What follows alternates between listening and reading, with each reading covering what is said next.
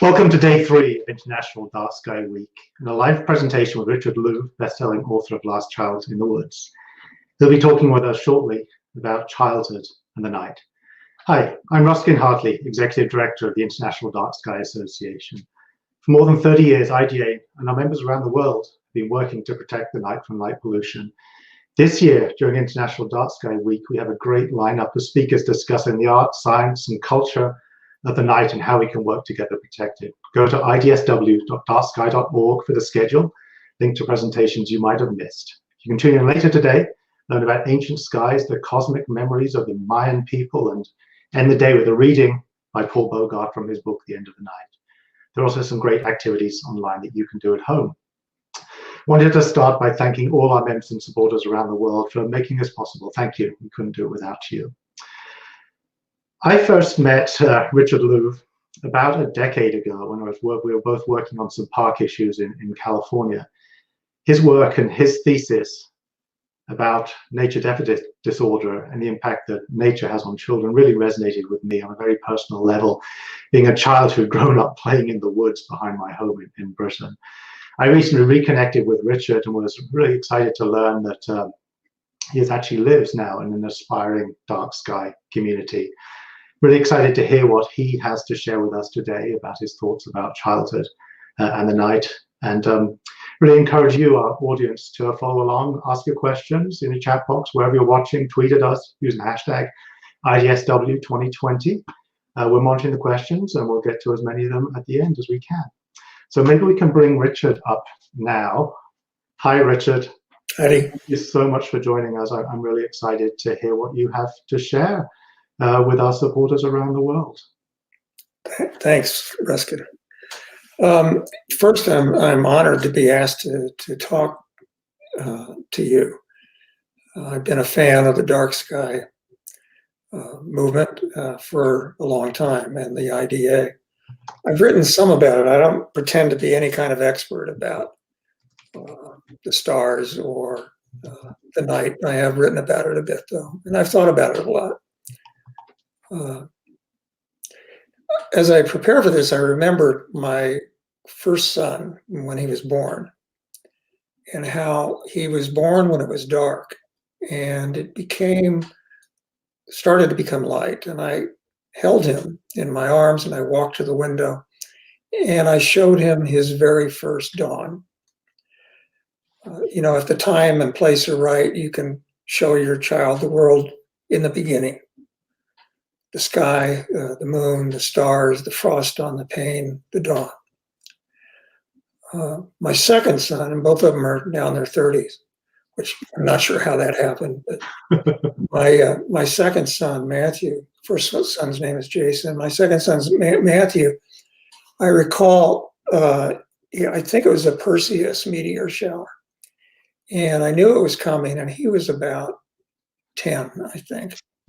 I put him in the van. My wife didn't want to go, so I put him in the van, and we raced outside the city of San Diego, up into the mountains, and found a dark area where I could park the van along the road.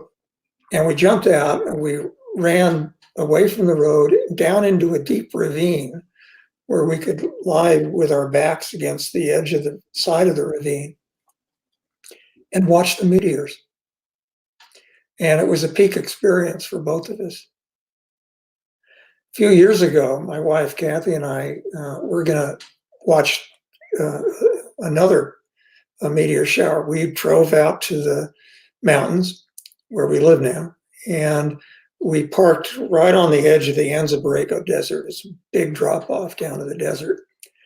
We got there early when it was still light because we wanted to have a spot because a lot of people were going to be there where we could watch the sky. Because we got there early, we watched a great storm looking down at this thunderhead, essentially, moving across the desert with almost a tornado of rain coming down. And as it moved across, the rain pushed the dust of the desert and the sand ahead of it We watched it go all the way across the desert. And right in the middle of that rain was a rainbow that was coming right down from the sky, from that thunderhead. Now, if we'd not been out there trying to find those meteors, we would not have seen that. And the fact that we saw it is because we were in search of the stars. So one of the important things about this issue, I think, is that it's not just looking at the stars. It's not just dark. It's also the effect of that contrast on our lives, the effect of paying attention, of looking. A few years ago, a Girl Scout leader in San Diego, her name was Madhu Narayan, I think I'm pronouncing that right. She told me a story about a girl's first time that she saw the universe. And Madhu wrote me, she said, in my first counseling job with another organization, I took children with AIDS to the mountains who had never been out of their urban neighborhoods.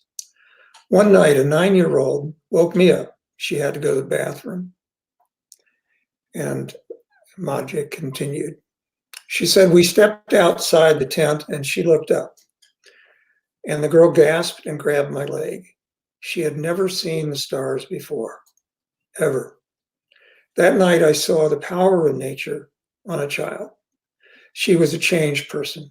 From that moment on, she saw everything, even the camouflaged lizard that everyone else skipped by. She used her senses. She was awake. I was quite moved by what Madhu sent me, particularly that part about waking up.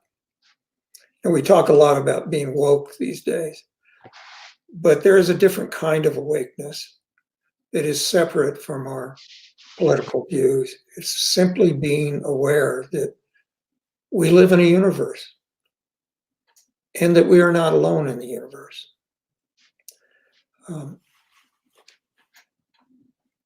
This experience is increasingly rare, as you know, because you're involved with this organization.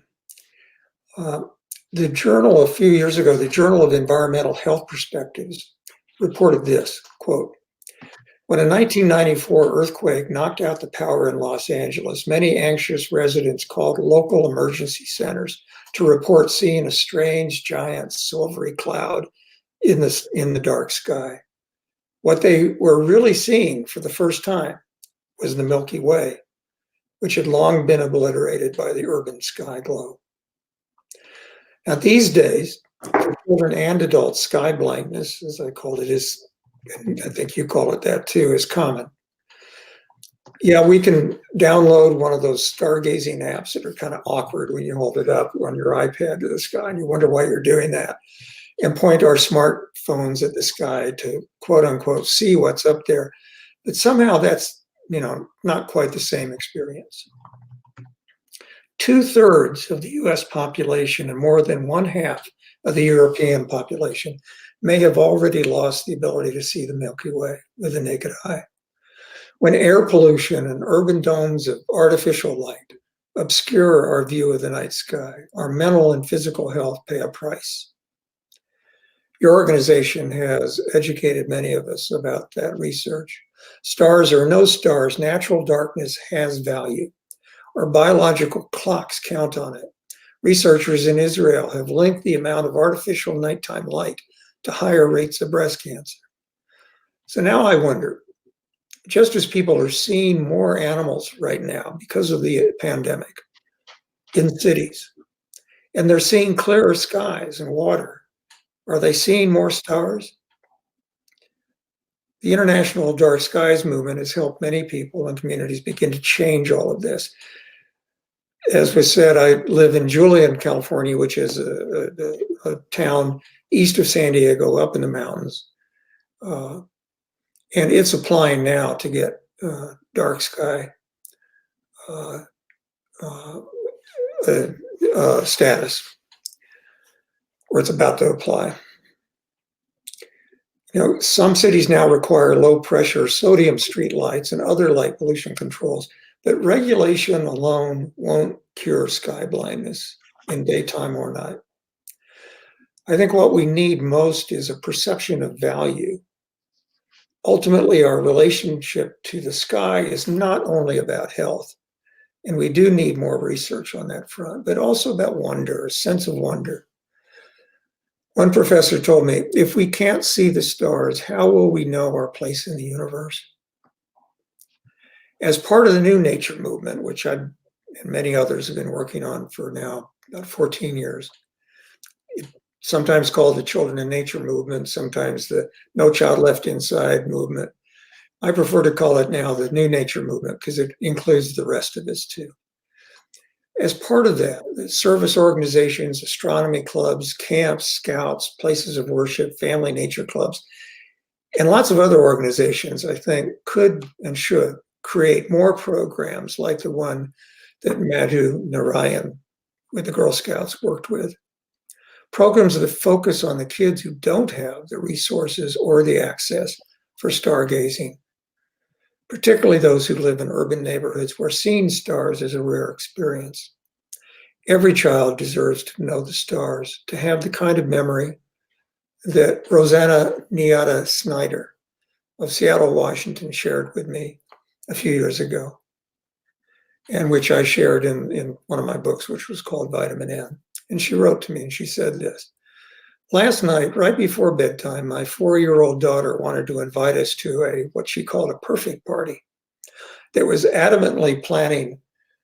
was adamantly planning for right that very moment. Not tomorrow, but tonight. This perfect party, our daughter said, involved going outside on the porch and gazing at the stars while drawing pictures. And this mother continued in what she told me. She said, we could have easily ignored her desires and sent her straight to bed, but we knew there was so much more value in saying yes to her invitation. To be outside gazing at the stars required no more than bundling up with jackets and blankets, watching the sky grow dark, and talking about the different moon phases. We seized her interest, and we made sure to show that we supported her passion right then, because I never want to extinguish her flame for the outdoors while it's continuing to grow bright. To this mother, the key to outdoor experience is to keep watching for these moments of confidence and support her daughter's self-driven outdoor experiences. Her daughter is lucky. She lives where stars are sometimes still visible, at least part of the time, even with all that rain in Seattle. And she has perceptive parents. But all children, as I said, deserve to see the stars, including those without such perceptive parents. And not just parents who value nature, but all children.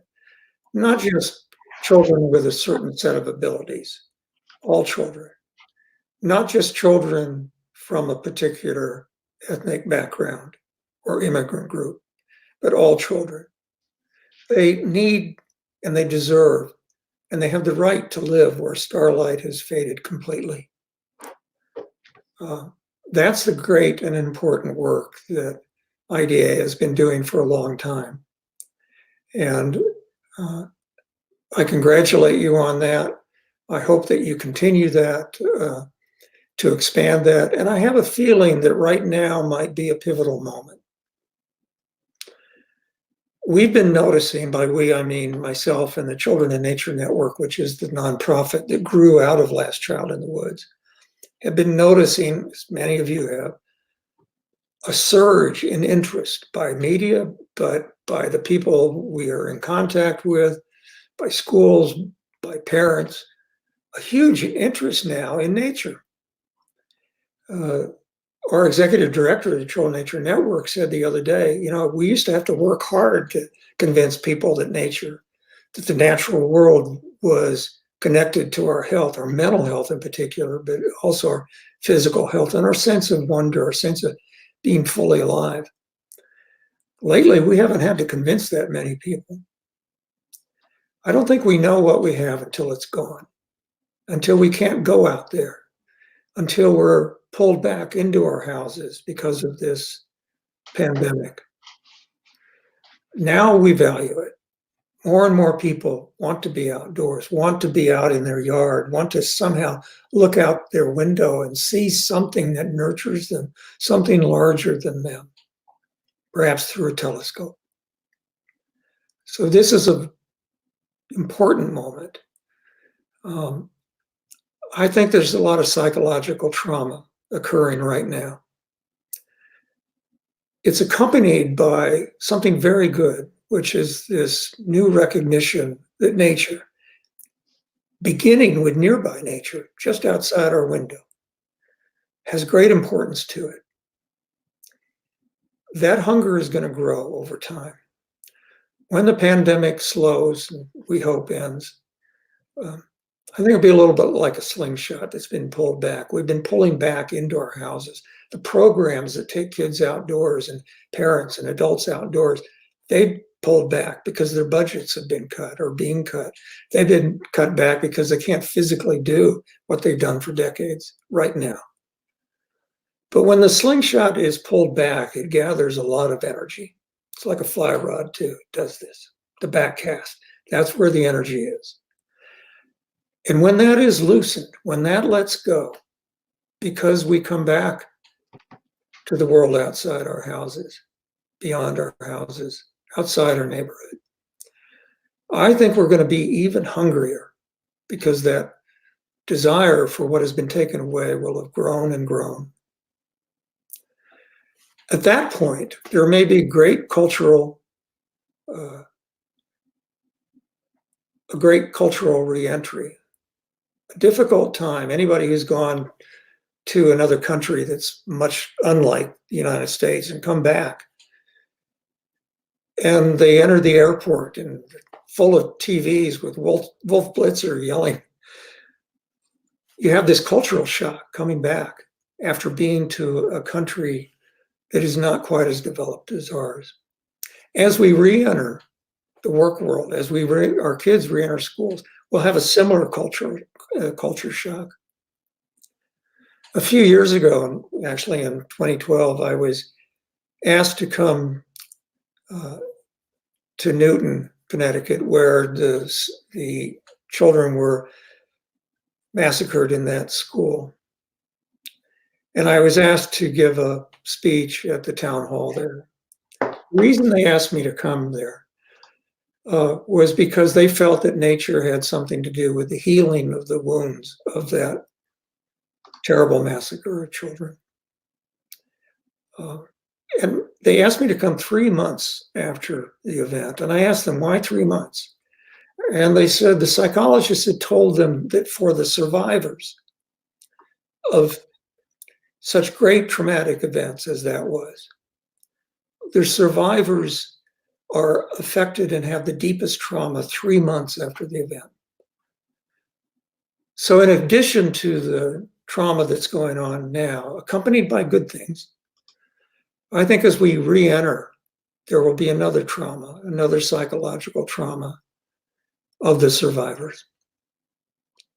Nature has a role to play in healing that. The International Dark Sky folks have a role to play in healing that. But that can't begin after the pandemic. It has to begin now. So thanks for living. Actually, you don't live with me. Thanks for listening to me. And I think we're going to have a discussion now. Yeah, thank you, Richard, so much for sharing your thoughts and kind of your personal journey and your personal story there. I love the story you told of taking your young son and showing him the world outside his window. I wonder, maybe we could start with, do you have a couple thoughts for people in this moment? What are some simple things that people can do to introduce their friends, their neighbor, their family, and particularly their children to the wonder of the night? I mean, so many of us are frightened of the night. So how do we start to break that down, and how do we take that first step? I think it's the same first step that the Children Nature Network has a site now. It added to its website called findingnature.org, and we're going to have some material on there quite soon about the stars and looking and paying attention. But the first step is to pay attention, is to look outside the window, to go outside in your own yard, if you're lucky enough to have one, or to look out your apartment window at the raptors that are making a nest on the ledge on the building across from you, and to look out the window at night and see the stars if you can. A few years ago, I spent a little time with the head of a major conservation organization in Washington, D.C. His son had a condition that would not allow him to go outside ever. And yet his son loved nature. And I don't think you can see a whole lot of stars from Washington, D.C., at least not where they were living. But you can see the sky. So I was on my way home to San Diego, and I stopped at the Denver airport, and I was in the bookstore there. And I picked up a book called the Cloud Spotters Textbook, I think is the name. It's a British book. And it was all about the clouds, how to identify different clouds. And it was a fascinating book. And I sent it to my friend's son. He may not be able to go outside, but he can sit at that window and he can see clouds form and become the shapes of the future. So that's the first step, is to pay attention, is to look. They can also, set a star date, like the mother I mentioned earlier, a star party with your family, a date when you're going to do that, put it on the calendar. We put soccer on the calendar. Why can't we put nature on the calendar? Why can't we put the stars on the calendar? We can study the constellations together. A great assignment for distance learning teachers or homeschooling might be to ask students, the ones at home in particular, to spend a half hour outdoors and then write an instant nature essay. Maybe do that at night. Some people go on moon walks where they go on a hike under the full moon together. We're not going to be able to go very far with a moonwalk, but we can go outside and look up during a full moon. And then kids can write about it. They can write essays about it. One of the students of a teacher who did that left town and got away from the exterior lights. And this student wrote, "I saw more stars than I probably ever have seen in my entire life." And another one wrote, "I have never taken so much notice of the smaller things." Yeah. This is the perfect pandemic distance learning assignment, I think. We have a great question. The distance to the stars, which is only as far as our imaginations will reach. We have a great question. You touched on constellations there, Richard, from James, who's age 5. I think his mother's typing this in. He says, "I saw Leo above my house last night." What's your favorite constellation? What do you like to see when you look up? I'm pretty simple about this. I'm not educated on them as much as I say. So I love seeing the Big Dipper. I can also find the Little Dipper, but I'm like most people. I haven't studied the constellations, and I admit I should have. You can make up your own ones. So one of your old friends, Janet and Pierre, who I think you've worked with in the past, is also on our board of directors, is talking about concern for children who don't have access, and you were talking about that earlier, and particularly those who live in cities or low-income communities around the world and have difficulty getting out. And maybe in this moment in time, maybe the lights are dimmer and the air quality is better and they have a little bit of access. But how can we be working together as a movement to address this inequality so that, as you said, that all children can enjoy the starry skies regardless of what circumstances they were born into? Well, the Children Nature Network spends a lot of time on the equity issue. And I wrote a piece that was a cover article that the Sierra Clubs magazine asked me to write back in May. And it was about the human right to nature experience. That if all of those studies that have come in, it went from about 60 studies when I wrote Last Child in the Woods to now well over 1,000, or it's moved Just a few weeks ago, it tipped over 1,000, and we're still getting 15 or 20 studies every month from somewhere in the world. When 15 years ago, this was hardly studied at all, the impact of the natural world on human development, particularly child development.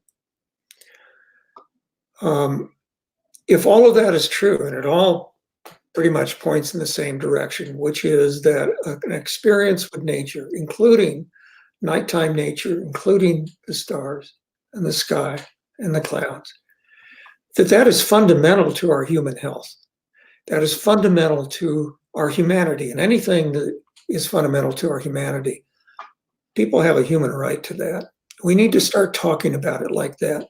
I've become convinced over time that until we begin to describe this as a human right, it will be patronized. It'll be seen as a nice to have, not a have to have. This is a have to have. So people have a human right to see the stars. Now, obviously, not everybody can see it where they live, but the programs that take kids out to see the sky, to connect with nature, we have to do everything we can right now to make sure they survive the next few months or possibly a year, because they're going to be hurting. And we'll need them more than ever when this ends. And many of them are the programs that focus most on the kids who have the least experience in nature. What are your thoughts, Richard, about, I mean, you talked about this moment in time when people are home and the rights to nature here. How do we hold on to this as a movement as the economy starts to recover and as we go about business again? How do we make sure that we hold on to this this moment and the connection to nature, and don't just go back and turn our back on it as we go back to what we think are going to be our normal lives in the future? Well, I think one way is to make sure the programs that have been working on this thrive during this period. But another way is to begin to think larger, and I think people are thinking larger now. And we have to remember that this larger thinking is coming at a price. It's a little bit like a war. The people who lose their life in this war, they shouldn't lose their lives in vain. That we should come out of this with an intensified love for the earth, for nature, for the sky, for darkness. We have to work on that now, as I mentioned. I think not later only, but now. I wrote a piece a few weeks ago that was it was my Psychology Today blog. And I was wondering, why is it that with all of the effort that has been done to gather the science on climate change, biodiversity collapse, and other major environmental issues, why is it hasn't worked? Now, obviously, we've made some progress on those areas, including the pollution that blocks the sky. But there's an element that's been missing. And what I wrote is that data alone doesn't move people to action. We had lots of data on the pandemic that would come, and people were not moved to the action they should have been. We have lots of data about the climate challenge, and yet, at least in this country, the politicians have not moved as quickly, or at least some of them, as they certainly should have. In fact, they've pulled back. What is it that's missing? There is a great eco-philosopher in Australia named Glenn Albrecht. And he asked that same question. Why is it that we haven't been moved to action? And he said that the great social movements that move people from data, from knowledge, scientific knowledge, to action are always the ones about relationship, not data. The civil rights movement, to an extent, feminism, the gay rights movement, all of these, he said, are about relationship, about love. Somehow, I think environmentalism has lost connection with that. understandably, because the science is so disturbing.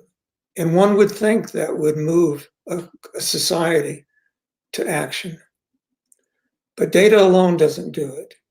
Somehow, we have to somehow fall in love again with the earth, with the sky, with the stars, with the wild animals that are now coming into our cities. Some of them have changed from being diurnal, daytime hunters to nighttime hunters in our cities. We have to learn to fall in love with nature again. Right now, when nature has been taken away, at least easy access to it, except for the sky, this is a moment when we could possibly fall in love with nature enough to move from knowledge to action.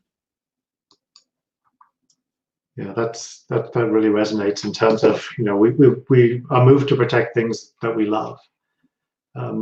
Yeah, in yesterday's conversation with Tyler Nordgren, he hit on for me, what was a frightening statistic. 50% of the children born this year are being born in cities, cities where they will not be able to see the Milky Way.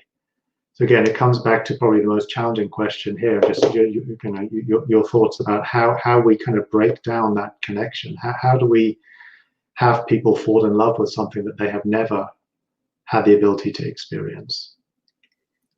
Actually, it's more than 50%. That may be in 2008, for the first time in human history, more people lived in cities than in the countryside. Huge moment in our history as a species.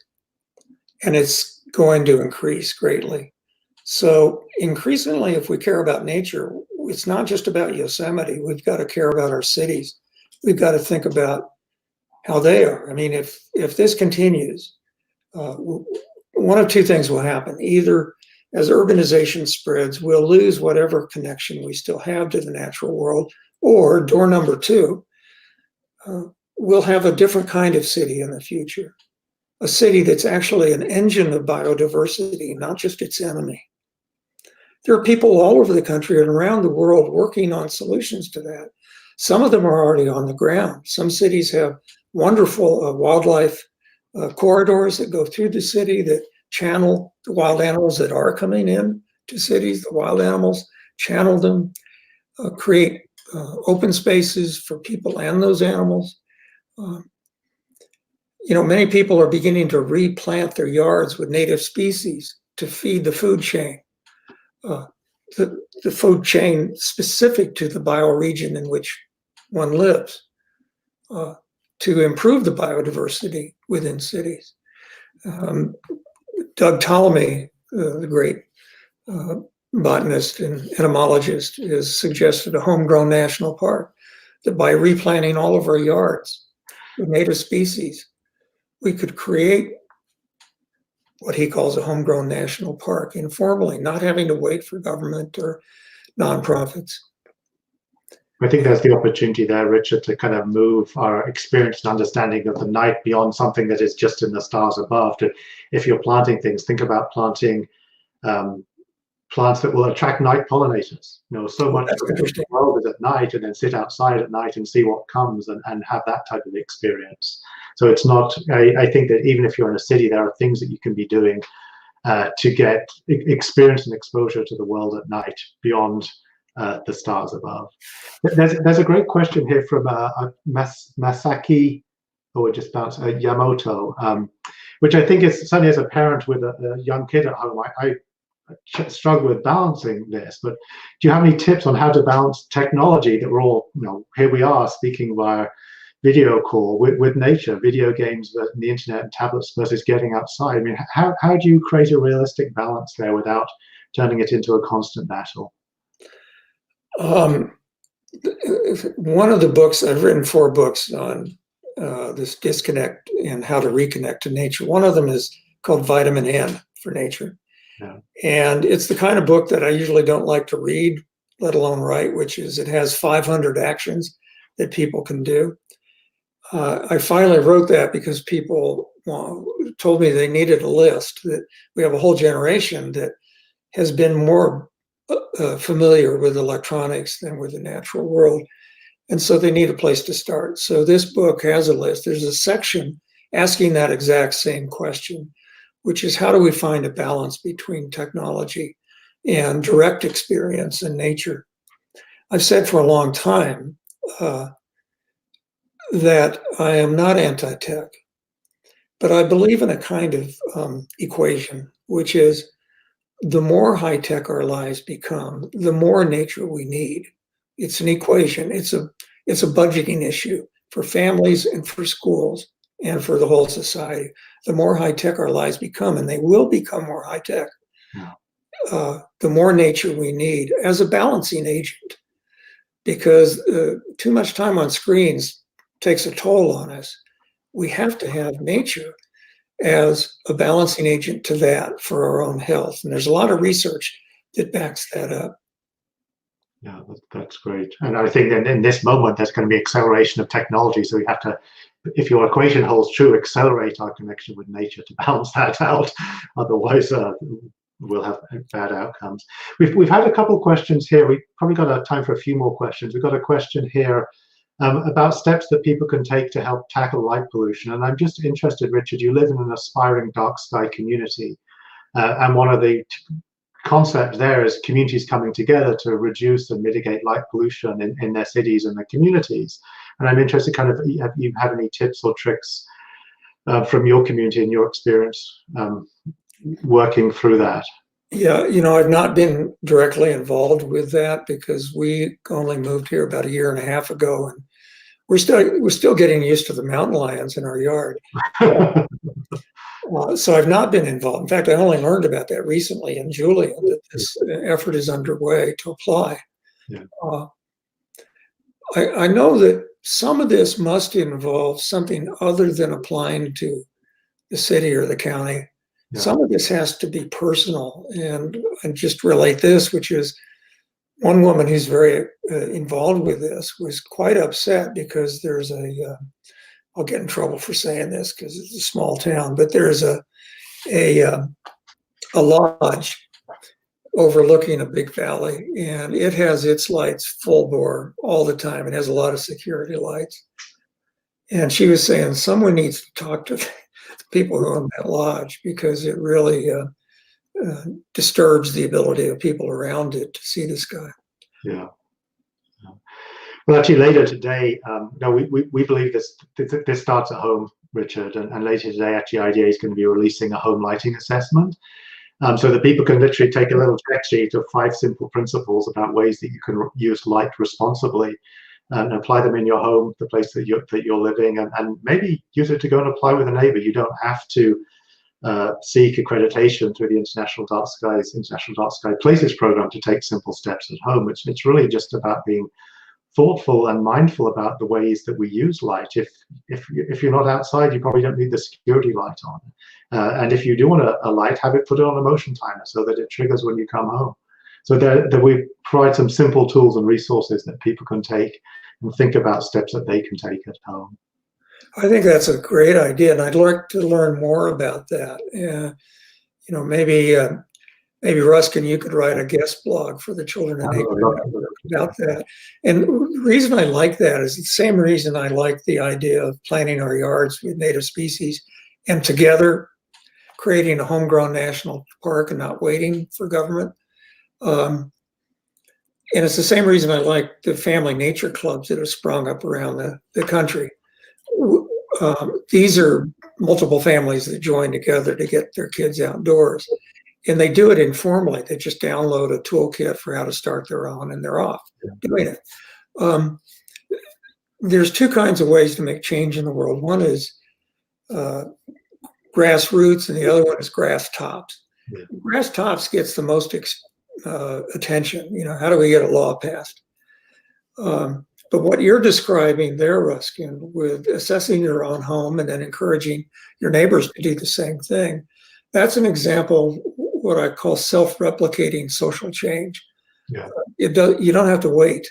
It becomes contagious. Hopefully that idea becomes contagious, which may not be the right word to use right now.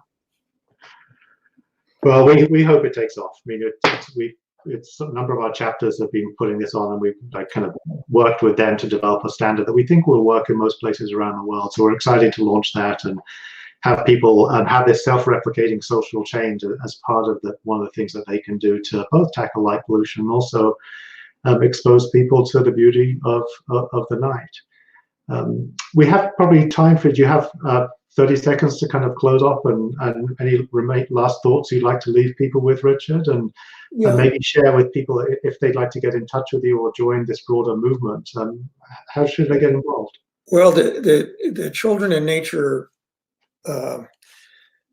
network is a network of people that are building this movement to reconnect to nature, the New Nature movement internationally. One of our last conferences, we had people from 24 countries, I think maybe 25 if you count Texas. And it's making a lot of progress around the world. There's a lot of good news. So if you go to childrenandnature.org, you'll see that. You'll see the research that's mounting. My website is my name, richardlouv.com. And you'll learn about my books there. The most recent one is called Our Wild Calling. And it's about how our connection with other animals can transform our lives and in turn help save theirs. And you mentioned the nighttime insects and the nighttime life being part of what you're doing. I think that's terrific. I was just thinking as you were saying, how many insects, how many strange insects are out at night, and they're fascinating for kids and the rest of us. One of the things I'd like to see happen, and this has to do with the self-replicating social chain, is to have something like the neighborhood watch, but it would be the neighborhood wild watch. Would be neighbors who agree to watch the animals in their neighborhood, the domestic ones, but particularly the wild ones that are coming in because of climate change, changing migration patterns, but also because cities are getting many, many more wild animals. And these groups, and they could do it right now on Facebook, they could in their own neighborhood, they would do two things. They would protect people from the wild animals that they need to be protected from. They would learn to know the signs of a coyote that is sick and know what to do about that. So they would protect people, but they would also protect the animals that come into their neighborhood by valuing them, by studying them, and not only the mammals, but the insects that show up at night.